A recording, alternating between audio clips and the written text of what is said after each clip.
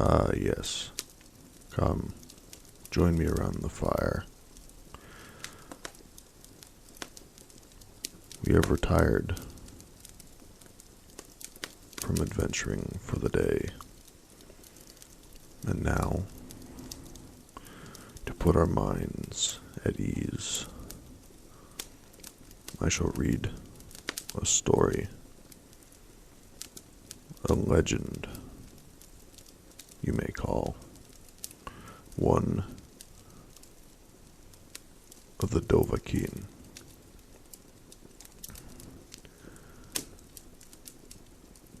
But not just any Dovahkiin. According to this legend,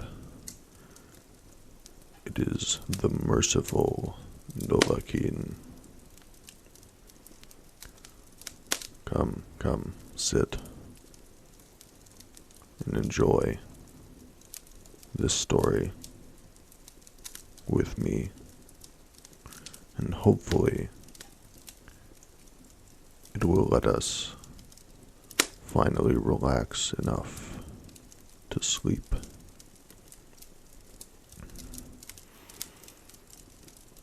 Chapter 1, Seal Bovul. The trek up to the Monavan was taxing on the ill Dovahkiin. Even while dying slowly, she persevered. She told no one of her illness. Most days she lived with the Greybeards. They were the only mortal people who knew her location and of her illness. As she continued to climb the mountain to Parthenax, she would look back. She was making sure that her graybeard friends were keeping a steady pace behind her. Once they finally reached the peak, Mirth was greeted by her long-time friend. Parthenax did not use his thum on her like he usually would when they greeted each other. He could sense the seal in the Dovahkiin was fading. Dovahkiin, your seal, it is fading. He spoke in a sorrowful tone. Mirth nodded to him weakly. It is true. My soul is fading away. Ironic, isn't it? After all the Dova I have slain, after all the Dova seal I have taken, my body is slaying itself. Mirth said and chuckled a bit. Her chuckle was weak, however. Parthenax could sense that Mirth hadn't come here just to say her goodbyes. She was looking for answers. Answers that Parthenax knew, if only to a certain extent. Dovahkiin, I only have some of the answers you seek. I know the name of what ails you. Seal Bovul. Alas, it has no mortal cure. No potion, healer, or other means can save you, Dovahkiin. Croesus, I wish it were that simple. Parthenax explained to her. She looked about ready to collapse. Seal Bovul was taking its toll on the Dovahkiin. Parthenax needed to be sure of how urgent this matter was. If there was time, he would advise the Dovahkiin to say her farewells to her friends. The process of saving her seal would change some things about her. She would be more Dova than Jur, more dragon than mortal. Dovahkiin, strike me with your most powerful Thum. I must see your weakness for myself. Croesus, I do feel sorrow for making you perform such a task. Mirth nodded to him. She gathered all her strength that she could spare and shouted at her dearest friend, Fusroda. Normally, her shout would have caused Parthenax to recoil. This time, the shout did nothing to him. It was worse than Parthenax could ever imagine. Whispers came from the graybeards. They were unsure of what Parthenax was thinking. Mirth fell to her knees in the snow after she shouted. It hurt her body more than it hurt Parthenax. He slowly approached the fallen Dovahkiin. Her time was coming to an end, and quickly. Parthenax instructed his elder students to pick Mirth up and place her on his curled wing. They did as they were instructed, as Mirth developed a look of confusion on her pale face. Parthenax then dismissed his students, sending them back down the mountain. They could defend themselves easily, despite Mirth's beliefs that they were just frail old men. Mirth gazed up at her dragon friend. She was confused on what his plan was. Dovahkiin, I will save yourself for you. I cannot save your body, but I can save your seal in Varut. You will come back, only different than you once were. It will take time until you see me once more, Parthenax explained. Mirth nodded in agreement with the plan. She just wanted this feeling of death that was over her to end, but not for her to end as well. Parthenax laid his head down and relaxed so that Mirth could be more comfortable. Dovahkiin, do you trust me? He questioned one last time. With my very soul.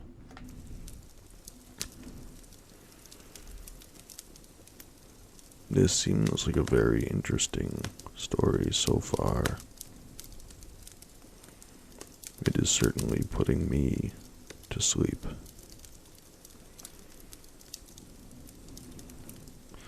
No one had seen or heard from Mirth in many months.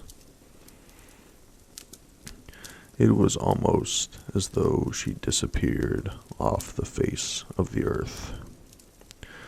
Aside from that, a group of people who called themselves Dova worshippers had appeared in Skyrim. They were searching for the Dovahkiin and grew angry when there were no signs of her anywhere. Her stewards had no clue where she was. Her close friends hadn't heard from her in many months, and even the graybeards hadn't seen or heard from her. Of course, the graybeards kept it a secret that Mirth had last been seen with Parthenax. They did not trust these so-called Dova worshippers. Over the course of 5 months, no one heard from Mirth. No one saw her. The people of Skyrim were afraid and confused, for their savior had vanished. On the sacred mountain of Skyrim, Parthenax lay in waiting. A grave was underneath his word wall, for Mirth's body was buried there. In his curled wing, he held something that hadn't been in all of Tamriel for millions of years. A dragon egg.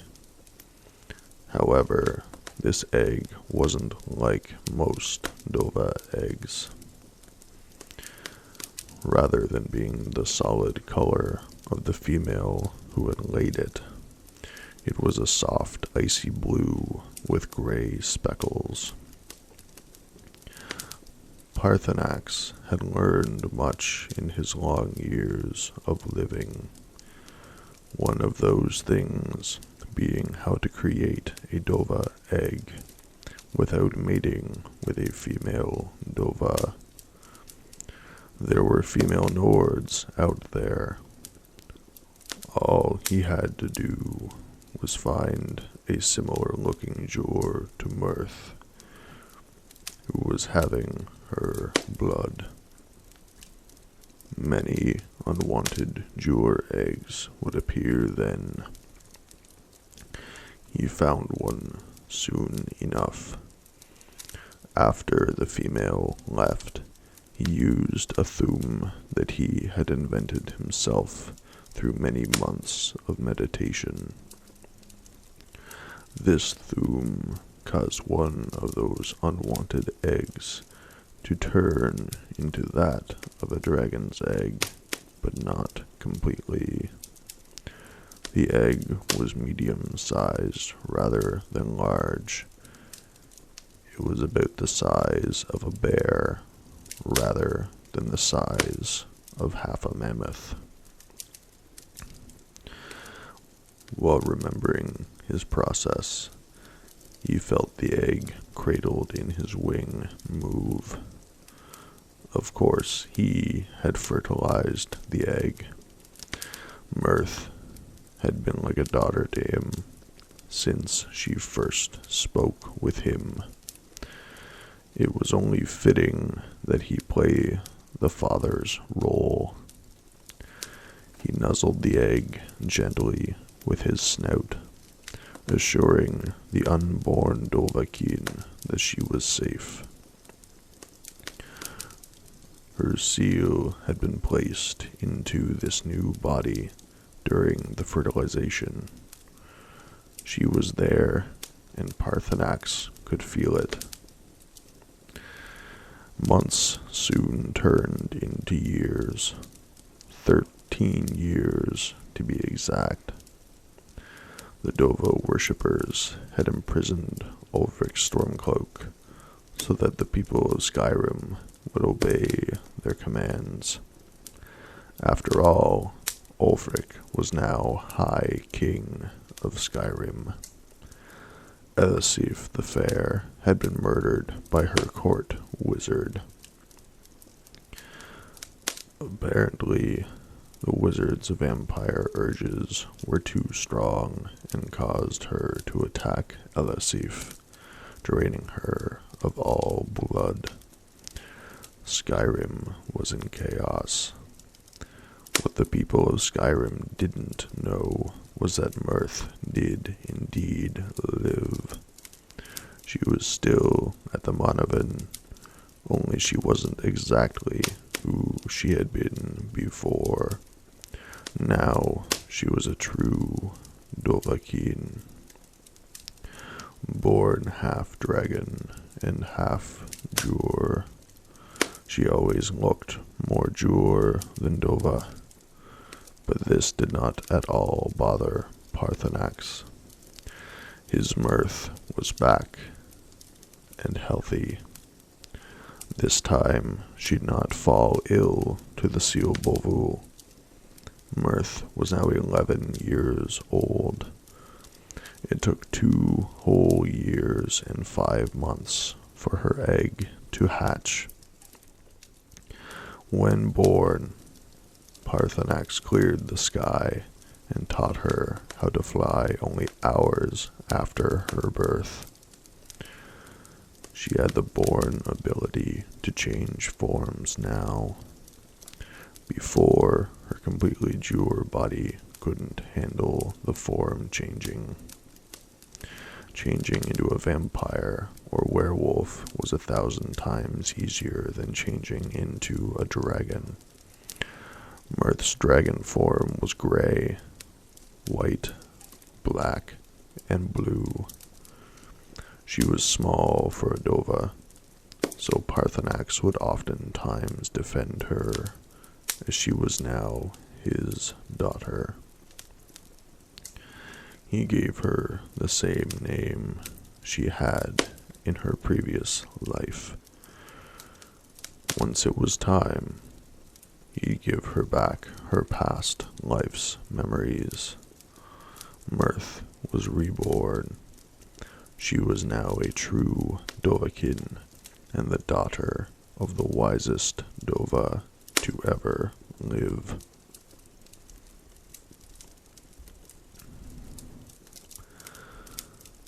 Parthenax knew deep down in his seal that it was time for Mirth to be reintroduced to Jur's society. She was content on top of the Monavin, but he felt as though shielding her from everything would only bring weakness into the young Dovahkiin. He knew things that no one else could know or comprehend. Alduin would someday return. That much was certain. He knew that if he did not attempt to stop his brother, Alduin may have mercy on him for going weak in old age. After all, Alduin would be reborn through Akatosh's own means. He could only hope that Alduin and Akatosh would show mercy on Mirth when they saw the little Dovahkiin. After all, Mirth was the slayer of Alduin. Parthenax sighed to himself as the young Mirth slept in his curled wing. A couple sewn together bear pelts served as a blanket for her from the cold winds. She was his child. How could he knowingly send her into the dangerous world that lay below the mountain? Last time they had descended, 2 Jur attempted to abduct Mirth. No Jur had seen the Kyr of a Dova in many long years. That had been the first time in many decades that Parthenax attacked any Jur. He did not kill them, but he did make certain to frighten them off and give them somewhat healable wounds. They wouldn't make the same mistake twice. Mirth had frozen up like an elk when the Jur attacked her. After the horrendous experience, she had begun to cry. Her cries were loud and slightly inhuman, so Parthenax had to take her somewhere safe until she was calm enough to fly. They lived in the wilderness near the old Dark Brotherhood sanctuary. No one came around there aside from curious Jur children. Parthenax knew that the children wouldn't be a problem. Jur children were rarely believed by their parents when they cried wolf or a similar expression to that. They would be safe for a while.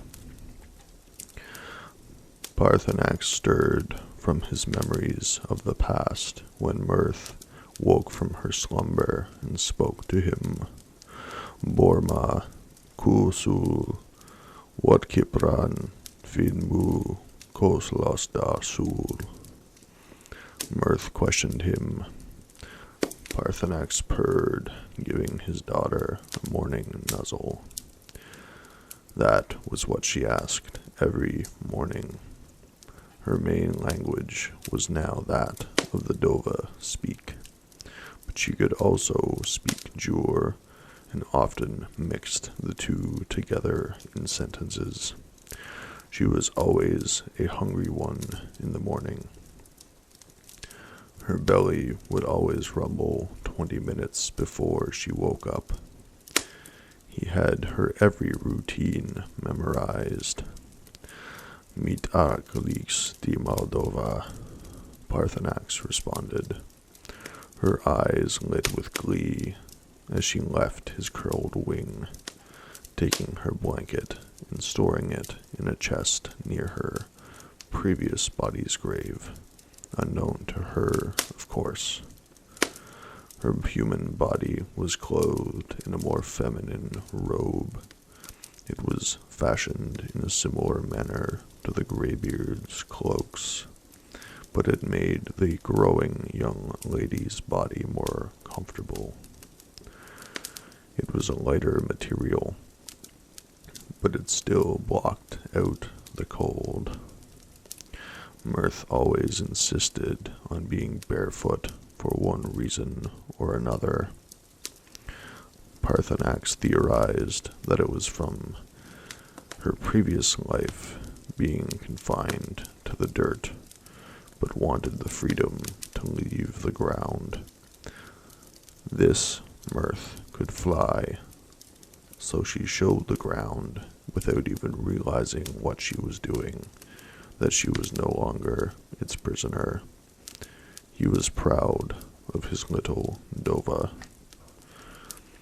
Word had gotten around to Parthenax through the dragon known as Odaving that a dangerous group of Jur had emerged in Kizal, and worse yet, they had taken it over. The only reason Parthenax's elderly students were safe was due to the holy mountain they resided on, and that they were closely tied to the Dove. The Dova worshippers seemed to respect that about them. As the world below the Monovan worsened, the more restless Mirth became. She asked questions about the ground below. She asked about the Jur, the creatures, and about Jur magic. Parthenax knew it was time. Mirth was being called into battle once again, only this time she wasn't prepared. She had no memory of her training with the Companions, Thieves' Guild, Dark Brotherhood, or anything else she had learned. She would need to remember these things, but Parthenax was wary to give her back her memories. He was worried she would forget about her childhood with the old Dova as her father. He was worried that she would charge into battle only to be struck down immediately. It was a dilemma that only Parthenax could solve. The world needed Mirth, but Parthenax needed her just as much. Dikir Nilos tid fa hidal wa filein, Nilos tid fa fin with Mirth wa alok. Parthenax spoke the dreaded words to his child. The memories of her seal unlocked, flooding around her in a colorful aura of waves. She fell to her knees, blinking away tears that formed from the sudden memory regain. She looked up at the old Dova before her. Even though she remembered her past life, she still felt like his child. She ran to him, wrapping her arms around his neck and hugging him tightly. You may have been my master in the past, but I cannot forget, and I refuse to forget, that you are also my Borma. She cried out in emotional pain. Parthenax had a few tears form himself. He nuzzled his distressed Kier. Child. She looked physically and emotionally exhausted from the remembering and conflict. Parthenax opened his wings slightly, having it curled in the position for sleep. Mirth quickly climbed onto his wing, passing out from exhaustion before she could even grab and cover herself with her best pelt blanket. Parthenax used some Jur magic he had learned about from when Mirth would summon Durnavir for him to speak to. Both of the Dova had much to speak about. They were lonely, which was something they had in common. He remembered that Durnavir called this Jur ability telekinesis, an odd power that was difficult for him to pronounce. Someday he would take the time to medicate and create a Thum that would work similarly. He pulled the blanket onto the sleeping Mirth using that ability. He sighed to himself, but soon perked up when Odahving landed on the ground with a medium-sounding thud. In his claws he held a brown sack. Parthenax could smell that it was filled with assorted meats, vegetables, fruits, and even some cheese. It also had a milk jug in there that he couldn't smell. Odahving smiled to Parthenax, then noticed Mirth still sleeping. He developed a look of concern on his face at this. Ever since Mirth had been reborn, Odahving was like an elder brother to her. Sure, he was no kin of Parthenax, but he still felt the brotherly urge to protect Mirth from Jur and other Dova that may not approve of this mixing of blood and flesh. Parthenax sighed, knocking Odahving from his thoughts. Mirth has her past life memories now. I had no choice but to return them to her. She was becoming restless due to the issues forming in Kizal. He explained to his close friend. Odahving looked at Mirth and sighed. I take it she did not handle it well. Parthenax nodded to that question, but then smiled. She still views me as her Borma, though. Odahving smiled at that. That is good. I'm glad you did not have to suffer the loss of your kin. Now you have both of them in one. Yes, but that is what is starting to worry me. She will have no choice but to reveal herself to her old allies. No one to be able to protect her unless we revert to a similar form to protect her with. And there is the end of the Merciful Dovahkiin. I know that has certainly put my mind at ease after today's very long and taxing adventure. I do hope that it has done the same for you, my friend. By the looks of it, it has. Now we may finally have some sort of a restful sleep. I will take first watch while you rest. There is no telling what could be around after dark in Skyrim. Wolves, bears, bandits, or who knows, maybe even a dragon.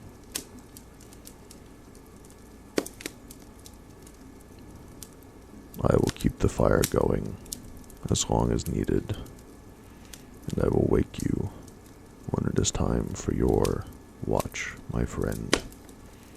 Sleep well.